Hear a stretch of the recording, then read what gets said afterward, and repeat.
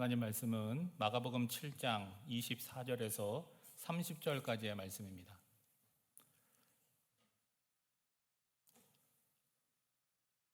우리 한 절씩 교독하겠습니다.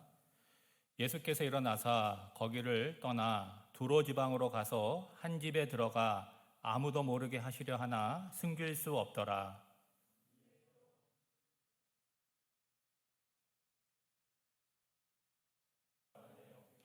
그 여자는 헬라인이요 수로보니게 족속이라 자기 딸에게서 귀신 쫓아내 주시기를 간구하거늘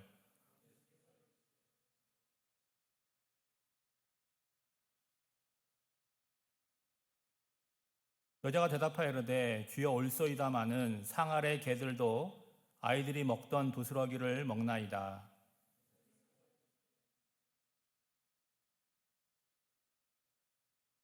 같이 읽습니다. 여자가 집에 돌아가 본즉 아이가 침상에 누웠고 귀신이 나갔더라. 아멘. 오늘 본문을 여러분이 좀 이해를 하셔야 되는데 우리가 성경의 한 부분을 이렇게 뽑아서 보는 게 아니잖아요. 오늘 본문은 어디에 있습니까? 마가복음이라고 하는 곳에 있고 또 7장에 속해 있어요. 그러면 마가복음을 기록할 때 1장부터 쭉 이렇게 기록을 하게 나갈 때 어떤 흐름이라고 하는 게 있지 않습니까? 그 흐름을 우리가 이해를 해야 되는 것이고 오늘 우리가 사는 시대와 오늘 본문의 시대는요 시간적으로 2000년의 차이가 있습니다. 그 시간적인 차이만 있는 것이 아니라 또 어떤 차이가 있어요? 우리 민족적인 차이가 있는 것이고 문화적인 차이가 있는 거예요. 그러니까 오늘 본문 우리가 딱 보고 고개를 끄덕끄덕 이해할 수가 없다는 거예요. 그러니까 이것을 설명해주는 목회자가 있는 것이고 여러분 성경 공부가 필요한 것이죠. 마가복음 7장은 어떤 내용이 나오냐면 굉장히 중요한 주제가 나옵니다. 이스라엘 백성들이 출애굽을 해서 가나안 땅에 들어갈 때 하나님께 주신 명령이 뭐냐? 이방인들과 같이 살지 말라는 거예요. 이방인들과 결혼하지 말고 이방인들이 사는 법을 따라가지 말아라. 그래야지 너희들이 정결하다라고 말씀을 하셨고 뿐만 아니라 아무거나 먹으면 안 되고 먹어서 정한 음식이 있고 먹어서 부정한 음식이 있는 거예요. 그거는 육지에 있는 것도 마찬가지고 공중에 날아다니는 새도 마찬가지고 물속에 있는 물고기도 마찬가지예요. 지금 우리와는 상관이 없지만 그 이스라엘 백성들에게는 그런 명령을 주셨어요. 예를 들면 하늘에 날아다니는 매가 있잖아요. 그거는 부정한 짐승이기 때문에 잡아먹으면 안 된다라는 이야기를 하셨어요. 그것이 하나님이 주신 율법인데 그런 율법이 시간이 지나가면서 인간들에게 있어서 어떤 의식법이나 어떤 정결에 대한 규례들이 생긴 거예요. 그러니까 모든 것들을 정결한 것, 부정한 것으로 나누어 놓았다는 거예요. 그래서 마가복음 7장의 앞부분에 보면 예루살렘에 살던 바리새인과 서기관들이 내려왔어요. 예수님 보려고 갈릴리로 내려왔는데 뭘 보냐면 제자들이 씻지 않은 손으로 떡을 먹는 것을 보면서 부정하다라고 시비를 거는 거예요. 이 부정하다는 걸 잘 보세요. 제 손이 있잖아요. 이게 부정합니까? 안 부정합니까? 대답하기가 애매하잖아요. 그렇죠? 그런데 유대인들이 볼 때 이 손은 부정한 손이라는 거예요. 왜 부정한 손이에요? 지금 안 씻었거든요. 그렇죠? 안 씻은 이 손으로 떡을 내가 먹었다. 그럼 어떻게 되는 거예요? 내가 부정한 사람이 되는 거예요. 그리고 그렇게 부정한 사람이 내 옆에 앉아 있으면 나는 어떻게 되는 거예요? 나도 부정한 사람이 되는 거예요. 그래서 예수님과 논쟁을 벌이면서 예수님이 뭐라고 결론을 내리냐면 이 음식이라고 하는 것은 입으로 들어가서 배로 들어가서 뒤로 나가잖아요. 이거는 우리 몸을 더럽게 하지 못한다, 부정하게 하지 못한다라고 말씀을 하시고 모든 음식물은 다 깨끗하다고 결론을 내리십니다. 반대로 우리 몸을 더럽게 하는 것이 뭐냐? 우리를 부정하게 하는 게 뭐냐? 우리 마음속에 숨겨져 있는 것들이에요. 그게 악한 생각들이라는 거예요. 거기에 보면 간음도 있고 음란도 있고 살인도 있고 도둑질도 있고 다양한 것이 이 속에 있어요. 보입니까? 안 보입니까? 옆 사람 보세요. 그런 게 보여요? 안 보여요? 여러분 다른 사람 속에 뭐가 있는지 보이지가 않아요. 근데 이것이 우리 밖으로 나오잖아요. 어떻게 나옵니까? 언어로 나오게 되고 행동으로 나오게 되고 인격으로 나오게 되는 거예요. 그러면 여러분은 어떤 생각을 합니까? 어떻게 저렇게 말을 할 수가 있지? 어떻게 저런 생각을 할 수 있지? 어떻게 인격이 저렇지? 라고 판단을 하게 된다는 거예요. 그런 것들이 우리의 삶을 부정하게 만드는 것이다 라고 예수님이 말씀하셨어요. 여러분 정결과 부정의 개념이 유대인들하고 예수님하고는 전혀 차이가 있다는 거예요. 그리고 오늘 본문을 보시면 예수님께서 이스라엘 지역을 떠나서 지금 이방인 지역으로 갔잖아요. 어딥니까? 두로라고 하는 곳이에요. 두로라고 하는 곳은요, 지금 예수님께서 계셨던 갈릴리 지역을 기준으로 볼 때 북쪽으로 북서쪽이죠. 북서쪽이고 어디에 있습니까? 해변가에 있어요. 원래는 섬인데 해변이랑 연결이 되어 있는 곳이 두로입니다. 이 두로와 이 갈릴리라고 하는 곳은요, 국경을 마주하고 있잖아요. 사이가 좋을까요? 나쁠까요? 여러분, 국경을 마주대고 있는 나라 가운데 사이가 좋은 나라가 없어요. 이 두로라고 하는 곳은요, 무역을 해가지고 막대한 자본력을 갖고 있는 거예요. 반면에 갈릴리는 굉장히 가난한 동네입니다. 뭐 하는 거예요? 뭐 고구마 기르고 감자 기르고 그런 동네예요. 그러니까 막대한 자본력으로 뭐 하는 거예요? 그 농산물을 수확하는 갈릴리를 지배하려고 하고 있는 거예요. 그러니까 갈릴리 사람들은, 두로 사람들은 어떻게 생각하는 거예요? 저것들이 돈이 있다고 우리에게 무시하네? 이런 마음을 갖고 있는 거예요. 그리고 지금 예수님에 대한 어떤 명성과 소문이 그 갈릴리에 국한되어 있는 것이 아니라 이미 이방 지역까지 널리 퍼져 있습니다. 여러분, 마가복음 3장 8절 말씀에 보면 예수님에 대한 소문이 유대와 예루살렘뿐만이 아니라 이방인 지역, 어디까지요? 두로와 시돈 근처에서 많은 무리가 그가 하시는 큰 일을 듣고 나오는 지경까지 이르렀다는 거예요. 여러분, 두로라고 하는 지명 아까 지도에서 보셨죠? 그 위가 시돈이라고 하는 곳인데 갈릴리와 아주 가까운 곳이잖아요. 그러니까 갈릴리에 사는 많은 사람들이 돈 벌려고, 거기는 돈이 많은 곳이니까 그쪽으로 많이 이주해서 살아가고 있습니다. 그래도 분명한 건 뭐예요? 두로라고 하는 곳은 이스라엘 땅이 아니라 이방 땅이라고 하는 것이 틀림이 없죠. 그럼 예수님께서 왜 두로로 가셨느냐? 성경에는 정확한 이유는 나와 있지 않는데 이제 추측해 보자면 좀 쉬고 싶어서 가신 거라고 볼 수가 있죠. 예수님이 공생애를 시작하시고 쉴 틈이 없었잖아요. 그리고 제자들을 전도 현장에 파송하고 났더니 돌아왔어요. 그때 예수님께서 제자들에게 뭐라고 말씀하셨냐면 조용한 데로 가서 쉬고 먹어라라고 말씀을 하셨는데 그럴 수가 없었어요. 왜요? 어디를 가든 사람들이 계속 몰려드니까 어떻게 해요? 계속해서 사람들을 섬겨야 되니까 쉴 수가 없었던 거죠.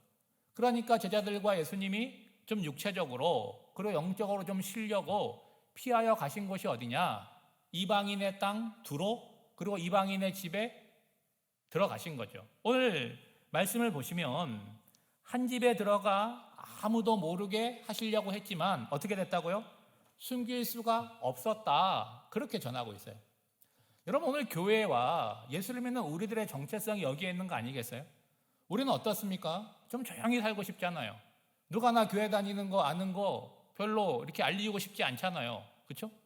그런데 어떻게 된다는 거예요? 숨길 수가 없다는 거죠. 여러분, 우리 화도교회가 이곳에 생긴 지가 48년이 되었어요. 여러분, 예수 안 믿는 사람이, 교회 안 다니는 사람이 이곳을 지나가다가 교회가 있네 라고 얘기할 때 뭘 보고 교회라 그러는 거예요? 건물을 보고 교회라고 하는 거잖아요. 그렇죠? 세상 사람들은요, 건물이 교회처럼 생겼으면 교회라고 얘기를 해요. 그러면 한 곳에 48년을 있었으면 이 지역 사람들이 화도교회를 안다고 할 때 이미지가 있을 거 아니에요. 화도교회 좋은 교회지? 화도교회 별로야. 얘기할 거 아니겠습니까? 그러면 그 사람들이 화도교회에 대한 이미지를 어떻게 갖고 있는 거예요? 48년 동안 이 화도교회를 다닌 사람들을 접촉해보고 만난 것으로 판단하는 거 아니겠어요? 그러니까 좋은 교인을 만났던 사람들은 화도교회 참 좋은 교회지. 뭘로 알아요? 내가 만난 사람이 좋은 사람이니까 교회를 좋다라고 평가를 하겠죠. 근데 내가 알고 있는 화도교인이 내 돈 띄어먹었어. 나한테 안 좋은 일을 했어요. 화도교회 얘기 나오면 어떻게 했어요? 이를 갈겠죠. 그게 아주 몹쓸 교회라고. 건물로 교회를 인식하지만 교회에 대한 이미지는 뭘로 갖고 있는 거예요? 사람으로 가지고 있다는 거죠. 그러니까 우리 교회의 어떤 이미지를 좋게 하려면 어떻게 해야 됩니까? 여러분들이 최소한 이 화도 지역에서 살아갈 때는 어떻게 살아가야 돼요? 단정하게, 바르게, 법을 준수하면서 살아가야 된다는 거예요. 여러분은 잘 모를 수 있습니다. 요즘 대부분의 사람들은 공동주택인 아파트 같은 데 살아가잖아요. 서로 잘 몰라요. 옆집에 누가 사는지, 윗집이나 아랫집이 누가 살아가는지 잘 몰라요. 언제만 인식합니까?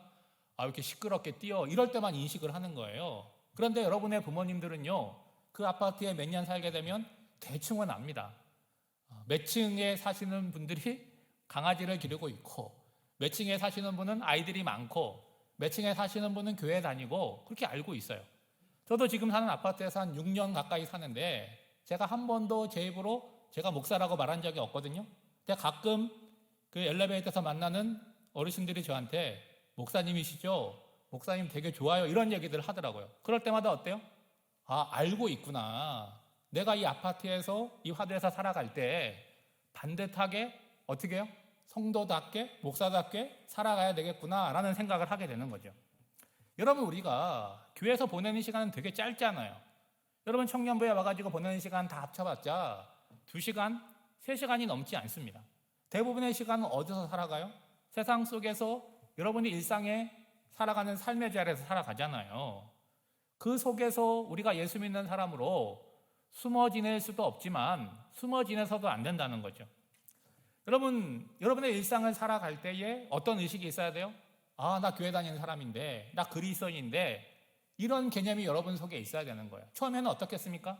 아, 이거 불편한데, 이거 참 문제가 있는데 라고 생각을 하겠지만, 그런 삶이 계속해서 지속하고 예수를 믿는 지 10년, 20년 되다 보면 내가 의식하지 않아도 나를 통해서 자연스럽게 그런 삶이 풍겨져 나와야 되는 거죠. 여러분이 잘 모르는 사람도 여러분을 볼 때 교회 다니는 것 같아. 나랑은 좀 달라.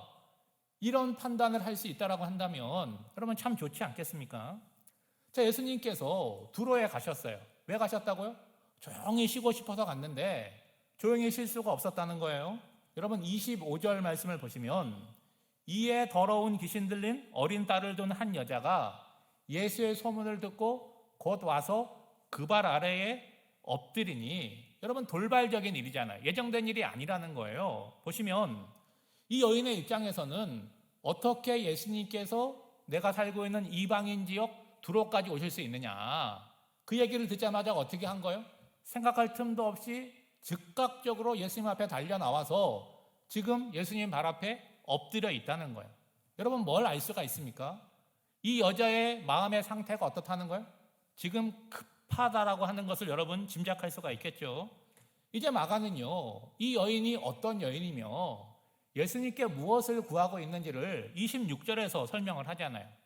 이 여인은 헬라인이요 수로보니게 족속이라 자기 딸에게서 귀신을 쫓아내 주시기를 간구하거늘. 자, 이 여자는 어떤 사람이냐고요? 헬라인이라는 거예요. 헬라인이라고 하는 거는 유대인이 아닌 이방인을 얘기하는데, 단순히 이방인이라는 것뿐만이 아니라 헬라 문화권 안에서 살아가는 사람이라는 거예요. 이어서 수로보니게 족속이라고 나오는데, 이거는 뭐냐? 민족적인 개념이라는 거예요. 우리는 어떤 민족입니까? 한민족이잖아요. 그러니까 그런 개념으로 이해를 하시면 돼요. 성경의 수로보니게라고 하는 이 지명은요, 여기만 나오고 있습니다. 풀어서 설명하자면 시리아, 수로, 시리아거든요. 시리아 지역에 살아가는 보니게, 페니키아 사람이다, 이렇게 설명을 할 수가 있는 거예요. 여러분, 이 여자는 헬라인이니까 언어를 뭘 구사했겠습니까? 헬란말을 썼겠죠. 근데 예수님과 대화가 된 거를 보면 무슨 말을 썼느냐는 별로 중요하지 않다는 거죠. 여러분, 이 여인은 어떤 문제를 갖고 있어요? 자녀의 문제예요. 어린 딸이 있는데 귀신에 들렸다는 거예요. 여러분 몇 살인지는 몰라요. 어리다는 걸 보니까 엄마의 전적인 도움이 필요한 아이인데 이 어린 아이가 어떻게 귀신에 들렸느냐 하는 거죠. 그리고 성경에 귀신에 대해서 등장할 때요, 그 앞에 항상 꾸며주는 형용사가 붙습니다. 뭔지 아시죠? 더러운 귀신이라는 거예요. 그러면 여러분, 더러운 귀신이 있고 깨끗한 귀신이 있습니까? 이 더럽다라고 하는 건 어느 위생적인 개념이 아니라 부정하다는 거예요. 종교적으로, 제의적으로 부정한 것을 뭐라고 표현하는 거예요? 더럽다고 표현을 하는 거죠. 여러분, 이 여인의 요구는 단순한 거예요. 내 딸이 귀신 들렸기 때문에 내가 일상을 편안하게 기쁨 가운데 살아갈 수 없다는 거예요. 너무나 고통 가운데 있다는 거예요. 그러니까 예수님께서 이 문제를 어떻게 해서든지 해결해 주셔야지만 내가 살지, 이렇게는 더 이상 못 살겠다라고 하는 간절함과 급박함을 갖고 지금 예수님께 나오고 있다는 거죠. 여러분, 오늘 2021년을 살아가는 우리의 시각으로 이 여자를 보면 어떻게 보여요? 불쌍해 보이지 않으세요, 여러분? 안 됐잖아요. 예? 어린 딸이 지금 유치부나 유치원부 다니는 어린 딸이 귀신에 들려 있다. 그리고 예수님 앞에 엎드려서 이렇게 호소를 하고 있다. 어떻게 해주고 싶으세요? 우리는 능력이 없어도 위로라도 해주고 싶고 뭔가 도움을 주고 싶은 마음이 들지 않으세요? 그게 정상적인 사람이잖아요. 그런데 2000년 전 유대인의 시각으로 볼 때는 전혀 그렇지 않다는 거예요. 이 여인은 지금 어느 나라 사람입니까? 유대인이 아니고 이방인이에요. 부정한 여인입니다. 게다가 자기 딸이 더러운 귀신에 들려있는 여자라는 거예요. 그러니까 이방인이기 때문에 부정하고 여자이기 때문에 부정하고 그리고 귀신 들린 딸을 데리고 있기 때문에 부정하고 그러니까 유대인의 시각으로 볼 때는 불쌍히 여길 만한 아무런 가치가 없는 그런 여자라는 거예요. 그러니까 우리가 보통 말하듯이 가까이 하기에는 너무나 멀리 떨어져 있는 그런 존재라는 거예요. 여러분 제가 앞서서 설명해 드렸잖아요. 부정과 정결의 문제에 대해서 예수님께서 말씀을 하셨는데 그것이 끝나는 것이 아니라 오늘 본문에서도 계속 이어지고 있는 거예요. 그만큼 이스라엘 백성들, 유대인들에게는요, 이 정결하냐 부정하냐는 문제가 너무나 중요해요. 여러분 보세요. 유대인들에게 있어서 이 혈통이라고 하는 것 그리고 하나님께서 우리를 선택했다라고 하는 것 굉장히 중요하게 여겼고 자부하게 여겼다는 거예요. 그러니까 유대인이라고 하는 어떤 혈통, 민족이라고 하는 건 뭐예요? 그 자체로 정결하고 구원을 받는 거예요. 근데 이방인은 어떻습니까? 이방인은 그 자체로 그 사람이 어떤 사람이냐가 중요한 게 아니에요. 유대인이 아니고 이방인이라고 하는 건 뭐예요? 이미 부정한 존재예요. 그리고 구원을 받을 수 없는 존재예요. 그리고 그 사이에 있는 사람들이 어떤 사람들이냐? 사마리아 사람들이에요. 이 사람들은요, 유대인의 피와 이방인의 피가 섞여 있는 사람들이에요. 이 사람들은 어떻게 유대인이 되었냐? 섞여 있는 것은요, 더 부정한 것으로 보았어요. 이방인보다 더 부정하게 여긴 거죠. 그래서 여러분 성경을 보시면 그 이스라엘 땅에 사마리아라고 하는 곳이 있지 않습니까? 이스라엘 백성들은요, 유대인들은요, 그 사마리아 사람들이 사는 땅 자체를 부정하게 여겼어요. 그러니까 거기를 지나가면 빨리 갈 수 있음에도 불구하고 거기를 지나가지 않고 어떻게 하는 거예요? 시간이 많이 걸려도 삥 돌아서 갈 정도로 사마리아 사람들을 부정하게 여긴 거죠. 그런데 우리 예수님은 다르시잖아요. 우리 예수님은 요한복음에 보면 사마리아에 가셔가지고 남편이 5명이나 됐던 여자를 만나주시잖아요. 그리고 이방인 지역에 가서 군대에 귀신 들린 사람들을 고쳐주시고, 그러니까 사마리아 사람들이나 이방인들에 대해서 다른 불편한 것이 예수님에게는 없었다는 거죠. 그런데 오늘 이방 여인인 수로보니게 여인에 대해서는 특별하게 냉담하게 대하고 계시다는 거예요.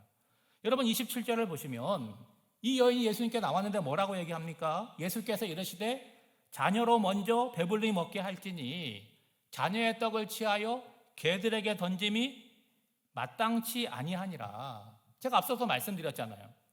지금 두로 사람들하고 갈릴리 사람들하고는 사이가 안 좋아요. 왜 안 좋냐면 이 두로라고 하는 것은 농사를 지을 땅이 절대적으로 부족한 거예요. 그러니까 농산물을 수입하는데 어디서 수입을 하냐면 갈릴리에서 수입을 해요. 근데 여기에 모순이 발생하는 게 뭐냐면 갈릴리 사람들은 자기들 먹기에도 부족하고 가난한 사람들이거든요. 그런데 돈 때문에 부자 동네인 두로에 이 농산물을 팔아야 되는 거예요. 자기들은 굶주리면서. 그러니까 그 사람들 좋아했겠어요? 뿐만 아니라 두로 사람들은 어떻게 해서든지 농사를 지을 수 있는 영토를 확보하고 싶겠죠. 그러니까 갈릴리를 자꾸 침범을 하는 거예요.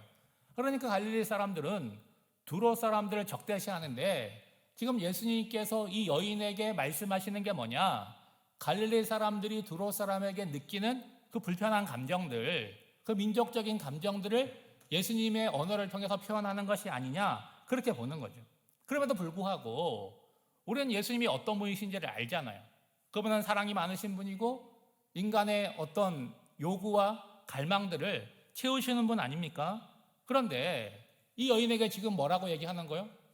이건 오해의 소지가 있는 말이 아닙니다. 누가 들어도 분명하게 알아듣는 말 아니겠어요? 뭐라고 얘기하는 거예요? 여인에게 너는 뭐라고요? 너는 개다라고 얘기하는 거 아닙니까?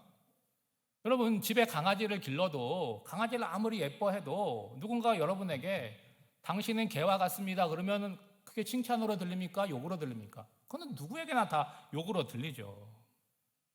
여러분 이 여인의 입장에서는요 모욕적인 언사 아닙니까? 어떻게 사람을 개라고 합니까? 그러면 보통 사람들은 어떻게 하겠어요? 화를 내고 더럽고 치사하다 그러고 그 자리를 박차고 나가겠죠. 여러분, 유대인들은요, 선민의식이 아주 강했어요.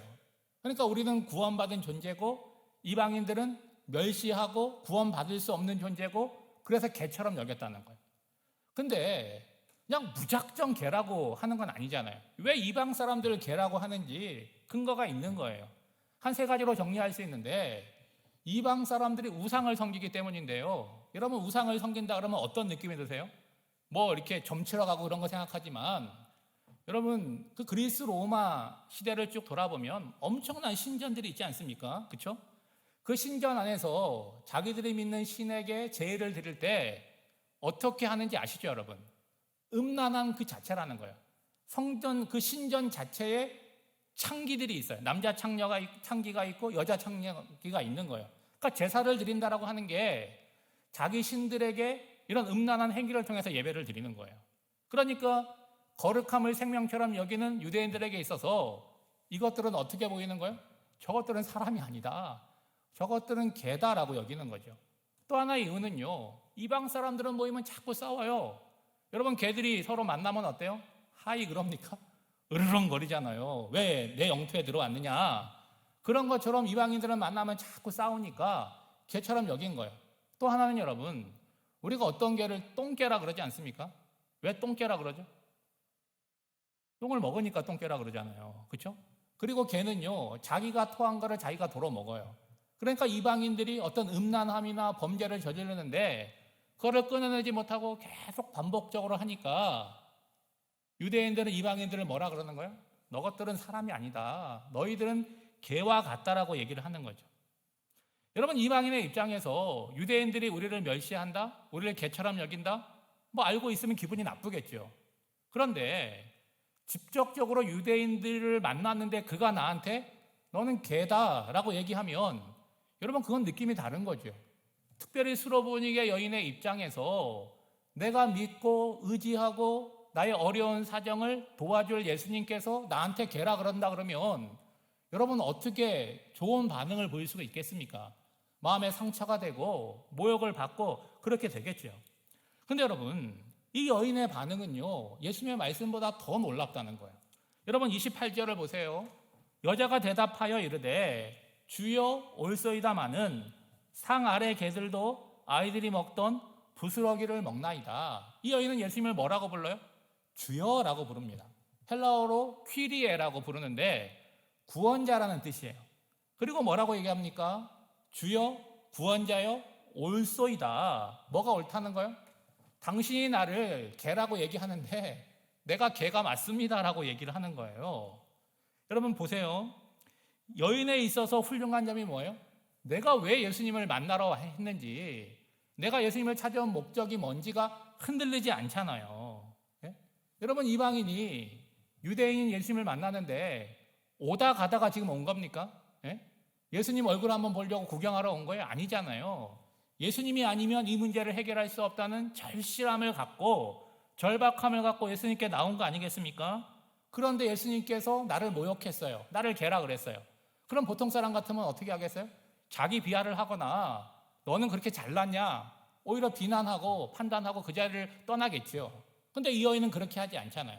여러분 보세요. 여러분이 어떤 상황 가운데서 화가 나서 감정이 폭발할 때가 있어요. 경험이 있으실 거예요. 그러면 감정을 폭발할 때는 어때요? 시원하지만 그 다음 문제를 처리함에 있어서는 어떻습니까?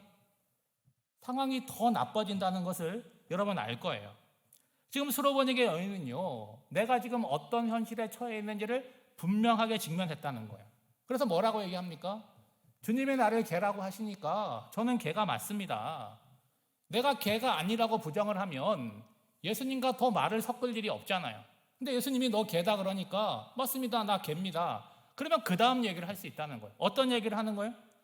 나의 권리를 이야기하는 것입니다. 어떤 권리예요? 자녀들이 먹을 권리가 있듯이 개도 먹을 권리가 있다는 거예요. 여러분, 이게 뭡니까? 자녀들은 식탁에 앉아서 음식을 먹지만 개는 그 밑에서 기다렸다가 남는 음식이나 떨어지는 부스러기를 먹을 수 있는 권리가 있다는 거예요. 제가 무슨 자녀가 받을 은혜를 달라는 것입니까?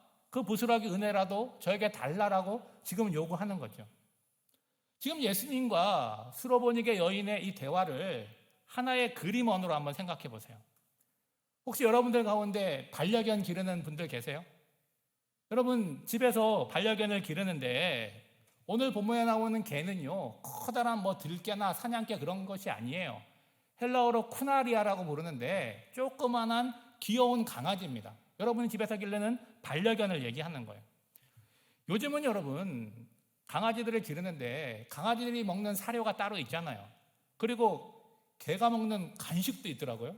제가 아는 목사님 딸이 최근에 그런 개들이 먹는 간식점을 오픈했대요. 그런 것도 있구나. 근데 잘 된대요. 유기농이래요. 사람보다 낫지 않습니까? 근데 여러분 2000년 전이잖아요. 그런 게 어디에 있습니까?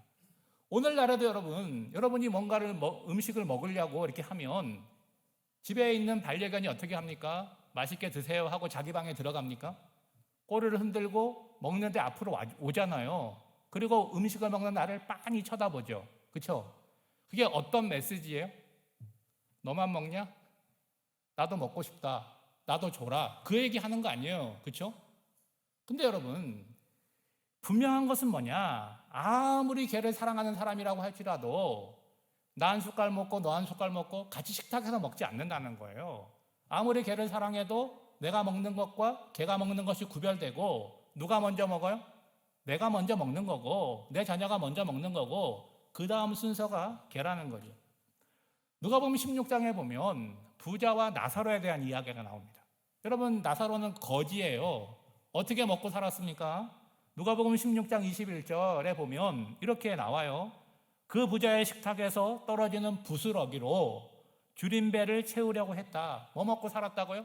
주인의 상에서 떨어지는 음식 남은 것, 부스러기로 먹고 살았다는 거예요. 여러분 27절 말씀을 다시 한번 보시기 바랍니다. 예수께서 이르시되 자녀로 먼저 배불리 먹게 할지니 자녀의 떡을 취하여 개들에게 던짐이 마땅치 아니하니라. 여러분 이 말씀을 잘 보시면 절대로 안 준다는 금지를 얘기하는 것이 아니잖아요. 먼저 줘야 될 대상이 있고 그리고 나중에 줘야 될 존재가 있다라고 얘기를 하시잖아요. 여러분 보세요. 자녀가 있어요. 반려견이 있어요. 여러분 대부분 다 자녀잖아요. 여러분의 부모님이 여러분의 엄마가 야 너 나중에 먹어. 여기 개부터 밥 먹고 그러면 여러분 수긍할 사람이 어디 있어요? 엄마 말이 돼? 내가 먼저 먹어야지. 이게 우리가 갖고 있는 상식이라는 거예요. 그러니까 주인에게 있어서는 자녀도 먹여야 되지만 반려견에게도 음식을 먹여야 되는 그런 의무가 있다는 거예요. 그렇지만 순서가 있는 거 아니겠어요? 누구 먼저? 내 자녀 먼저, 그 다음에 반려견에게 준다는 거예요. 여러분 예수님께서 오시기 전에는요 율법과 전통은 선민 이스라엘에게만 구원이 있다라고 생각을 했습니다. 그리고 이방인들은 어떻게 여겼어요? 부정하게 여겼고 개처럼 취급했고 절대로 구원받을 수 없는 존재라고 그렇게 여겼습니다. 지금 수로보니게 여인에게 예수님께서 보여주는 이런 모욕적인 언사와 냉담한 태도는요 유대인들에게 뿌리 깊게 자리 잡고 있는 계명과 율법을 보여주고 있다는 거예요. 아까도 말씀드렸지만 손을 씻지 않고 떡을 먹으면 부정해진다라고 여기는 사람들이 이방인 땅에서 귀신 들린 딸을 데리고 살아가는 이 여자를 얼마나 부정한 존재로 인식을 했겠습니까? 근데 여러분 예수님께서 십자가에 죽으시고 부활하시고 승천하셨잖아요. 그래서 사도행전에 보면 성령 강림 사건이 일어나면서 초대 교회가 생겼어요. 교회가 막 엄청나게 부흥하지 않습니까? 베드로가 한번 설교하면 3,000명이 예수를 믿고 세례를 받는 역사가 일어났어요. 그럼에도 불구하고 유대인들이 갖고 있었던 이 부정함이라고 하는 것, 이방인들을 부정하게 여기는 것은 조금도 바뀌지 않았다는 거예요. 그래서 여러분 사도행전 15장에 보면 그 예루살렘 회의가 열려요. 예루살렘 공의회가 열리는데 그 의제 자체가 뭐냐? 왜 모였느냐? 이방인들의 구원에 관한 문제를 다루는 거예요. 지금 이방인들에게 복음이 막 전해져서 이방인들이 예수를 믿는데 유대인들은 뭐라고 판단을 하냐면 예수를 믿는다고 구원을 받는 게 아니라는 거예요. 그럼 뭘 해야 된다는 거예요? 예수도 믿어야 되고 자기네들처럼 할례도 행해야 되고 율법을 잘 지켜야지만 구원을 받는다는 거예요. 우리가 지금 들을 때는요, 말이 안 되고 억지를 부리는 것 같지만 그때 그들에게는요, 생명처럼 중요하게 여기는 것이 바로 그 부분이었다는 거예요. 근데 회의가 어떻게 진행이 되냐면 이방인의 사도였던 바울과 바나바가 이방인 지역에 복음을 전한 경험이 있잖아요. 우리가 복음을 전하니까 이방 사람들이 복음을 받아들이고 성령이 임하고 세례를 받고 예수를 믿는 역사가 일어났다. 그리고 사도 베드로가 이 고넬료라고 하는 이방인 집에 방문을 했는데 그들에게 복음을 전할 때 역시 성령이 임하고 그들이 세례를 받았다라고 하는 개인적인 체험을 이야기하는 거예요. 그래서 예루살렘 공회를 통해서 중요한 내용이 결정이 됐는데 할례를 받았느냐, 율법을 준수했느냐, 그 여부와 상관없이 유대인이든 이방인이든 예수를 믿는 믿음 하나만으로 구원을 받는다라고 딱 결정을 한 거예요. 여러분, 이 결정이 어떤 의미가 있느냐? 율법을 폐하자는 것이 아닙니다. 율법이라는 법이 가장 큰 법이었었는데 이거보다 더 큰 법이 왔다는 거예요. 그게 어떤 법입니까? 그게 복음의 법이라는 거예요. 그러니까 복음의 법이라고 하는 거는 유대인과 이방인을 구별하지 않고 누구든지 복음을 영접하고 예수를 믿으면 구원을 받는다는 거예요. 그러면 율법은 뭐냐? 예수를 믿게 되었다라고 한다면 아까 설명해 드린 것처럼 이방인이 개처럼 살았던 것들이 있잖아요. 뭐 했습니까? 우상을 음란하게 섬겼죠. 만나면 개처럼 싸웠죠. 그리고 자신의 나쁜 행실을 끊지 못하고 반복적으로 살아가는 건 어떻게 해야 돼요? 예수를 믿는다라고 한다면 당연히 그런 것들이 끊어져야 되지. 예수님을 믿으면서도 그렇게 살아간다는 거는 믿는다는 것이 거짓말이 되는 거잖아요. 사도 바울이 로마서 1장 16절에서 이 순서에 대해서 얘기를 합니다. 내가 복음을 부끄러워하지 아니하노니 이 복음은 모든 믿는 자에게 구원을 주시는 하나님의 능력이 됨이라. 이게 가장 중요한 내용이잖아요. 그 다음에 순서는 어떻게 됩니까? 먼저는 유대인에게. 유대인이 1등이라는 거예요. 그 다음은 누구라는 거예요? 이방인이라고 하는 거죠. 여러분, 오늘 본문을 보시고 복음서 전체를 보시면 중요한 게 뭐냐? 태도라고 하는 거예요. 여러분, 유대인들은요, 선민이잖아요. 구원받았다라고 하는 자만심을 갖고 있어요. 그러니까 뭘 중요하게 여깁니까? 율법과 전통을 중요하게 여겨요. 예수님께서 오셔서 복음에 대한 이야기를 하고 구원에 대한 이야기를 하니까 자기네들은 용납할 수가 없는 거예요. 어떻게 합니까? 예수님을 적대시하고 결국은 십자가에 못 박아 죽였잖아요. 그러면서 뭐 하는 거예요? 자기들이 견고하게 세워나왔던 율법과 전통을 지켜내고 그리고 어떻게 하는 거예요? 자기 신앙을 증명해 보였다는 거예요. 반면에 부정한 이방인이었던 수로보니게 여인은요, 자신을 개라고 하는 모욕을 참아낼 뿐만이 아니라 오히려 인정하잖아요. 그리고 온전한 은혜가 아니라고 할지라도 다 깨지고 부서진 은혜라고 할지라도 그것만이라도 받으면 좋겠다라고 뭐 하는 거예요? 요청을 하는 거예요. 어떻게 되었습니까? 29절에서 30절 말씀입니다. 예수께서 이르시되 이 말을 하였으니 돌아가라. 귀신이 내 딸에게서 나갔느니라 하시매 여자가 집에 돌아가 본즉 아이가 침상에 누웠고 귀신이 나갔더라. 여러분, 복음서를 잘 보시면 유대인들에게서는요, 이런 믿음을 찾아볼 수가 없어요. 그런데 이방인들에게서는 예수님이 뭐라고 말씀하시냐면 내가 유대인 가운데 이런 믿음을 본 적이 없다. 오늘 똑같은 본문이 마태복음에 나오는데 이 여인에게 뭐라고 얘기하는지 아세요? 내 믿음이 크도다. 헬라어로 메가톤이라는 거예요. 엄청나게 크다는 거죠. 사랑하는 여러분, 하나님의 구원은요, 민족과 혈통을 따지지 않는다는 거예요. 오늘 우리 식으로 얘기하면 우리 할아버지 할머니, 우리 엄마 아빠 믿었으니까 구원은 당연히 내 것이다. 웃기지 마세요. 여러분, 구원을 얻는 데는 그냥 주어지는 것이 아니라 시험이 있다는 거예요. 다시 말해서 구원도 마찬가지고 믿음도 마찬가지고 모든 사람의 것이 아니라는 거예요. 오늘 수로보니게 여인을 보면 뭐가 필요합니까? 간절한 마음이 필요하다는 거예요. 그리고 실제로 예수님 앞에 나와야 된다는 것이죠. 그리고 구원을 받았다라고 한다면 과거에 내가 잘못 살았던 삶대로 사는 것이 아니라 다 버리고 이제는 구원받은 사람답게 자기 삶을 살아내야 된다는 거죠. 오늘 우리 교회가 이곳에 세워진 지 48주년이 되는 주일이에요.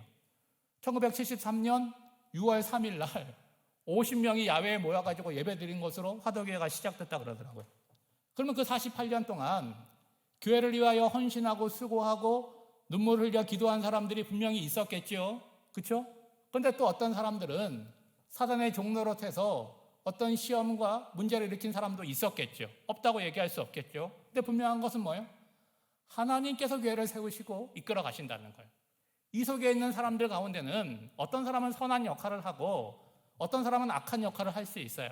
그런데 하나님께서 그 모든 것들을 협력하셔서 하나님께서 원하시는 교회로 세워져 나간다는 거죠. 그러면 여러분 결과를 보세요. 선한 역할을 감당했던 사람들은 복된 인생이 되는 거죠. 반면에 악한 역할을 감당했던 사람에게는 그 삶 자체가 복이 될 수 없다라고 하는 것이죠. 바라기는 여러분, 우리 교회가, 여러분이 앞으로 섬겨야 될 이 교회가 과거의 어떤 전통이나 습관에 얽매이는 것이 아니라 하나님께서 분명히 해주신 이 말씀이라고 하는 복음이 있는 거예요. 그리고 날마다 새롭게 하시는 은혜를 통해서 교회가 어떻게 돼야 돼요? 계속 새로워져야 되는 거예요. 48년 전의 교회, 2000년 전의 교회에 머물러 있으면 안 되고 2021년 이 시대에 맞는 새 부대의 교회가 되어서 누구든지 품어낼 수 있는, 새 포도주를 담아낼 수 있는 그런 건강하고 아름다운 교회가 돼야 되는데, 여러분 잠시 여기 다니다가 또 인생의 길이 어디로 바뀌면 어디로 갈 것이다, 그렇게 생각하지 마시고 오늘 하나님께서 나를 여기다 심어 놓으셨다라고 한다면 말씀을 제대로 기억하시고 오늘 시대를 분별하셔서 청년으로서 바르게 역할을 감당하셔서 나는 교회에서 주는 것만 받겠다, 이런 것이 아니라 여러분의 눈물과 여러분의 기도와 여러분의 헌신이 있어서 정말 교회를 바라보게 될 때 나도 이 교회 교인이지, 나도 이 교회의 멤버이지 라고 하는 자부심과 또 자존감을 갖고 살아나가시는 우리 청년들 되시기를 주님의 이름으로 축복합니다. 기도하겠습니다. 하나님 아버지, 구원은 오로지 예수님을 믿음으로 주어짐을 믿습니다. 우리 교회가 머리 대신 예수님의 말씀에 순종하며 영혼 구원의 목적을 날마다 이루며 살게 하옵소서. 우리끼리 서로 차별하고 인간의 전통을 주장하지 않고 오늘 주신 하나님의 말씀을 수용하며 새 은혜를 받아 누리는 건강함과 열심을 주시옵소서. 간절히 바라옵기는 우리 청년 한 사람 한 사람이 각자의 삶의 자리에서 건강한 교회가 되어서 예수 믿는 사람들이 어떠한 모습인지를 모델로 보여주며 살아가게 하옵소서. 예수님의 이름으로 기도하옵나이다. 아멘.